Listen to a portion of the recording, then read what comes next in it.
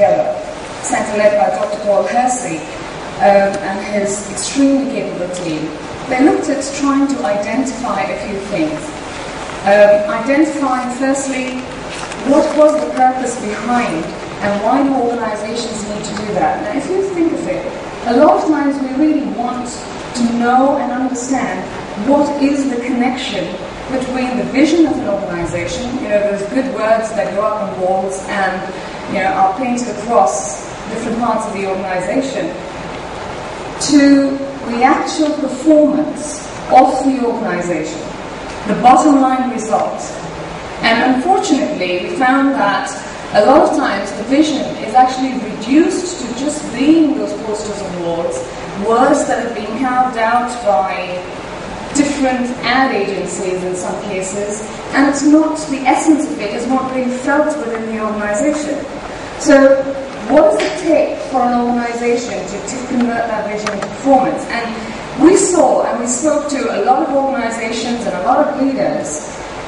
Implementing a vision is also bringing about a certain amount of change within the organization. And somebody put it very succinctly, and that somebody was Andy Grove, the founder of Intel, a great leader who took Intel Corporation into where it was in terms of the success factors and where it's been. One of the things that Andy said was, firstly, every organization to have a competitive advantage needs to be able to adapt to change across the board. But what it really takes to adapt, to be a learning organization, to be a changing organization, to be a growing organization, it takes three critical things from the leader and the leadership culture within the organization. First one, to be able to support the people in the organization who are willing. And when I say support, it means support them for absolutely everything that is required by them. It doesn't mean that you need to yield to non-performance issues. When we talk about supporting the willing, we're talking about supporting them in their learning, supporting them in terms of listening to their frustrations, supporting them by providing them with resources that the willing people in the organization are asking for. The second, which by no means falls in terms of the list of priorities, but the second is to be able to convert your fence sitters. Fence sitters are those people in your organization that have been created, unfortunately, by the organization themselves. Created by failed attempts to change. Created by change that has been announced but not followed through. Created by expectations set when the change was announced by the leadership and it never met those expectations. So they're now waiting. It's almost like the companies have put them on a treadmill and you keep throwing a change every now and then. So you want them to hop, skip and jump and then say, okay, I'm going to get back to my normal job. It doesn't work like that. So you need to actually convert those fence sitters. And a large part of converting those fence sitters is also because a very, very powerful thing that Andy said, and really critical, is to be able to get rid of your saboteurs. Even if that means that they are highly skilled, technically. Because who are the saboteurs? The saboteurs are your passively aggressive or passively resistant. Because if you don't get rid of them, they're the ones who are going to convert your fence sitters in your organization, and they will stop and sabotage your change process. It's a cost that you need to evaluate. And despite, and this was one of the key learnings that Andy said that he got after years of being in the business and leading organizations, to say that yes, the change process is important. But equally important, one of his critical learnings was to make sure that you put these three things in place. And I'm going to recap that for you. One, do absolutely everything for the people on your team who are willing. Convert your fence sitters. Get them in line with the change. And third, get rid of your saboteurs. When you talk about getting rid of saboteurs. So what is this process? How do you convert your fences? Let's just go back and see where does it start?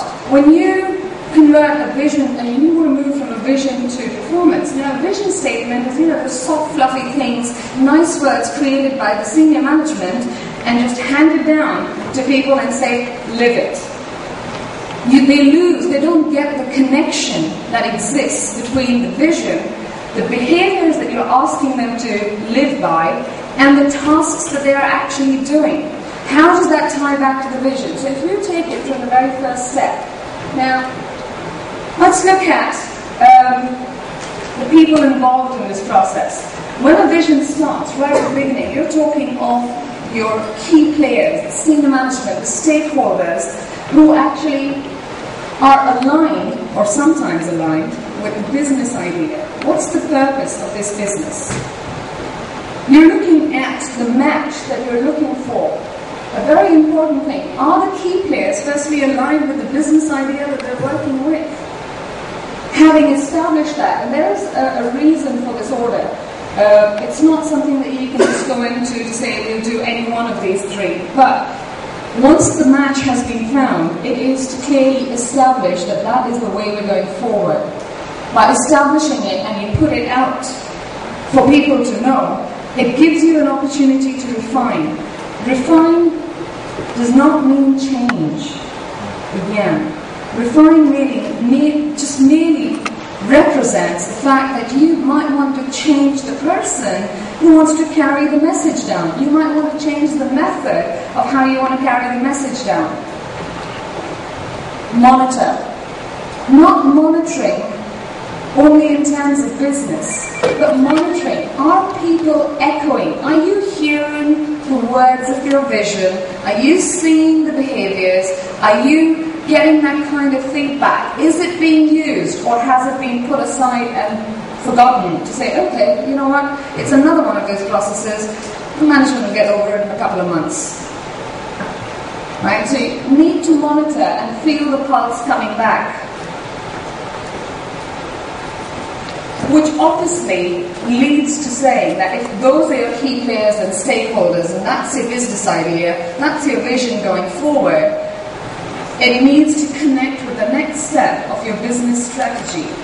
What are the strategies? What's the mission of the organization? Now, we all know this, and we've been, at a certain level, we've been breaking it down from what's the strategy to the objectives to the tasks that every department needs to do. But have we actually considered the other side, the softer side of things, and to see, is there a match, and has that connection been aligned all the way through? So, if you look at what is a corporate culture, and what's the match between the culture and the strategy? Let me give you a simple example.